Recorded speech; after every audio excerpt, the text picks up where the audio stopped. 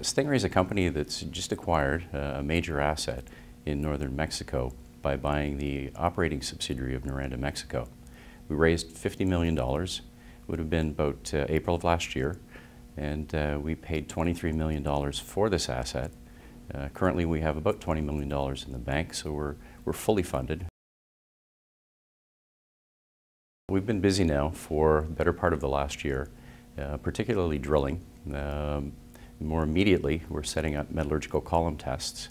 What we need to do is to take an inferred mineral resource, this is an oxidized copper resource, through to proven and probable reserves so that we can run a full feasibility study.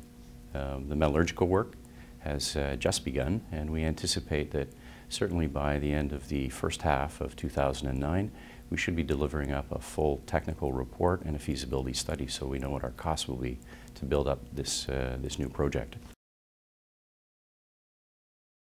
Canaccord Adams has just put out coverage. They've initiated, and they've reviewed our El Pilar project. Yes.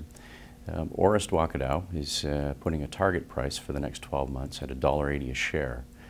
Additionally, he feels that within 24 months, he anticipates that our share price should exceed $3.50 a share.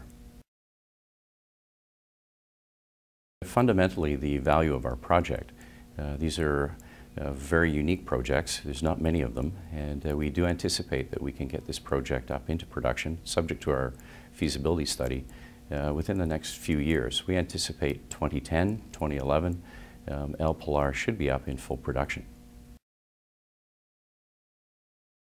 The current resource base is 180 million tons at an average grade of 0.365% total copper. This is a resource that we're very, very busy at infill drilling. It was widely spaced. We have to fill that in. And we've more recently been drilling the very north end of the deposit, where we anticipate we'll start our open pit. And we're taking our samples right now to complete all the metallurgical work that's very necessary so that we can determine the copper recoveries and also the acid consumption. That's a very key factor with any of these types of deposits. There's many ways of valuing the company, but a common method is the number of pounds contained in situ at the project. Using the current resource that we have of 180 million tons at 0.365% copper, that's total copper, there's approximately 1.5 billion pounds of copper contained at the El Pilar project. Depending upon what price you would like to apply to a pound of copper, and typically the industry could use 5 cents, you're generating in the order of $60 or $70 million just in situ. So there's, with 58 million shares outstanding in our company presently, there's well over $1 a share just using that technique.